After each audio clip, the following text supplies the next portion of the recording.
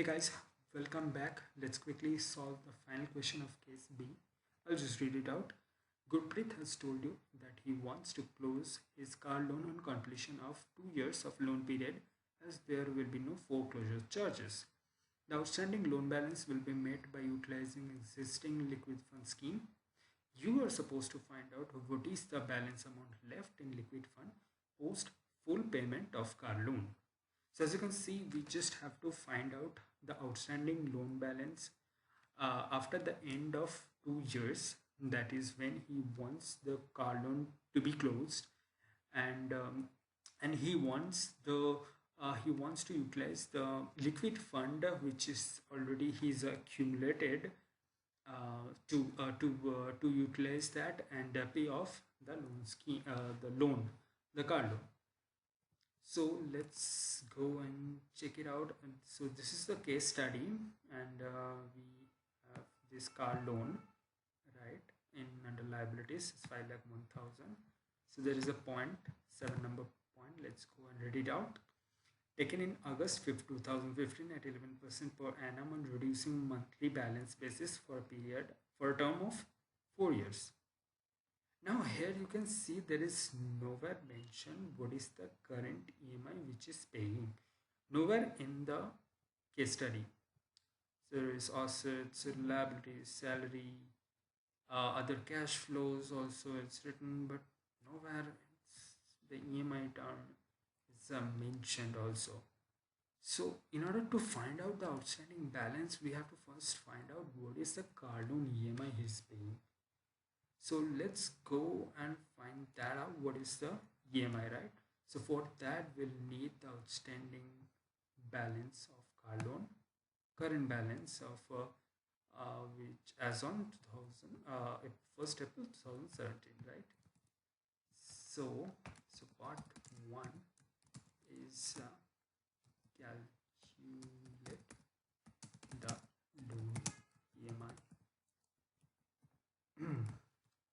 So outstanding as on 1st April 2017 is 5,01,000, right? Now what are the details we have? Other details we have taken, it's been taken in August 2015, it's written, but we can safely assume that it's taken on the first date of August 2015. So start date is 1st August 2015. Sometimes while I put date, and it's a good point to note also, I'll put hyphen sometimes. So let's so this is to avoid the format changing which is done automatically in OpenOffice. Let's say it happened to me, it happened with me in my actual exam also. It happened to me in the question number 4 when we are solving also, when we put slash instead of hyphen, it automatically changes the format to like this. So if we put hyphen instead of this, so it doesn't take any number, other formats, I'm sorry. So it's so let's just stick to that. So okay, let's go back to the question. So the interest rate is 11%, right?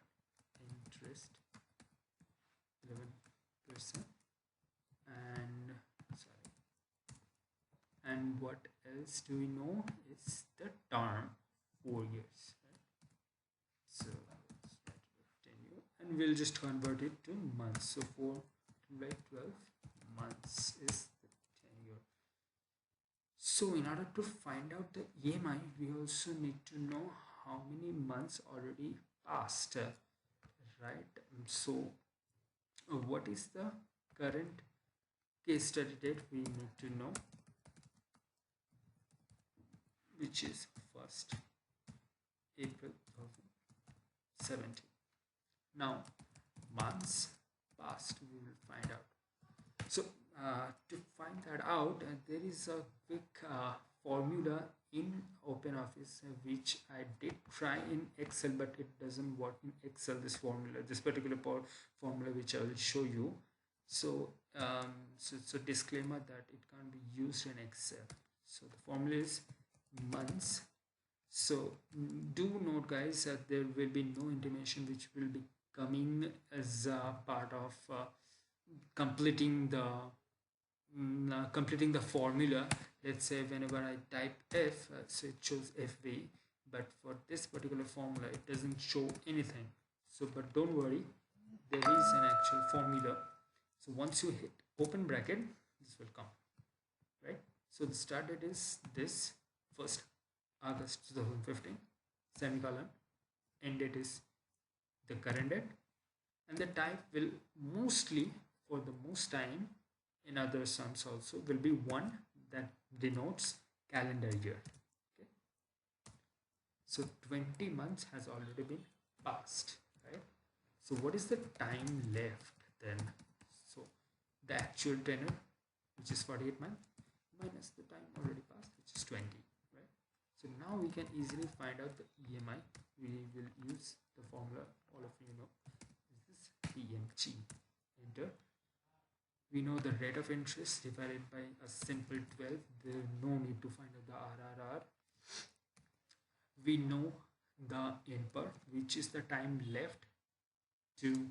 This is why we are taking the time left, because we don't have the original loan amount.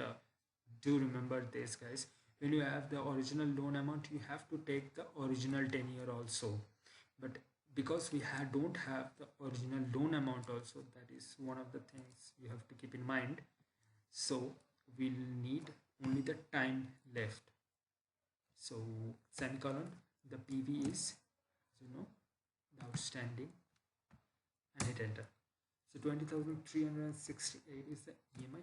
Now we can find out what is the outstanding after 2 years. 2 years, right? So he wants to foreclose the loan after 2 years, right? What is the time which already been passed? Time, months passed, let's say, sorry, months passed, we already know is 20. So time till prepay, we already know this 2 years means 24 months, so it will be 24 minus the time already passed, that is 20, sorry, 4. Simple. So now we can find out the outstanding, right? So to find out the outstanding, it's very simple. It's PV. We'll use the formula PV.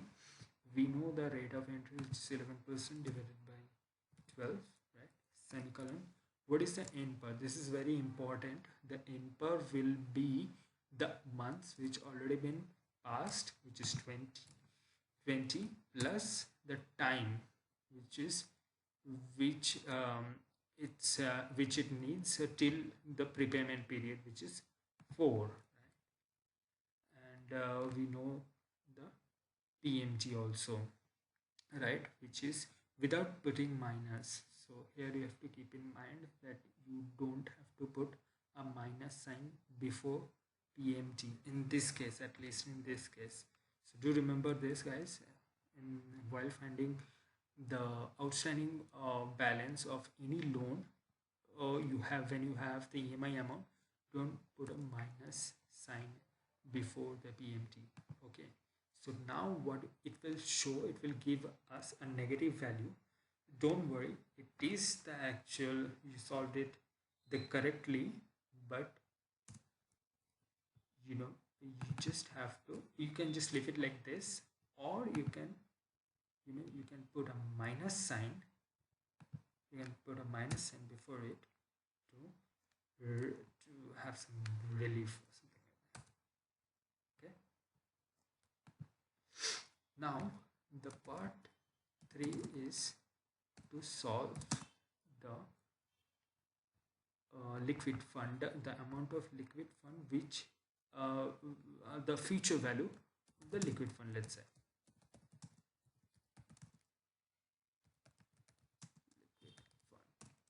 So the details we have, let's go back to the quiz study. Let's find the liquid fund. It should be here, right? So it has already been 10,25,000. So balance is 10,25,000. What else do we have? We have the return, should have the return amount also, right? So here is number 4, which is 6%. Return is equals to 6%, right? Now so what is the current date of the current? Let's write it again. The current date is 1/4/2017, right? Until what date, till what time we have to extrapolate the liquid fund, right? So it has to be extrapolated till 1st August 2017, because that is when that the end of 2 years of the loan period, 1st August 2015 is the start date. 2 years after that, that means 1st August 2017. So end date is 1st August 2017. You can easily calculate. If you want to use the formula, you can use the formula of months again, but I can clearly see there is only 4 months.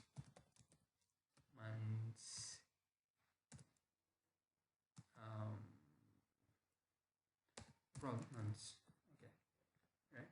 So what is the future value? So pretty simple. You have to calculate this. So we have to calculate this divided by 12, right? And then n power is 4. We don't have PMT, we have PV is the balance. That's it. We got the future value. What is the part 4? Part 4 is simply the answer to find out what is the balance amount which will be left over,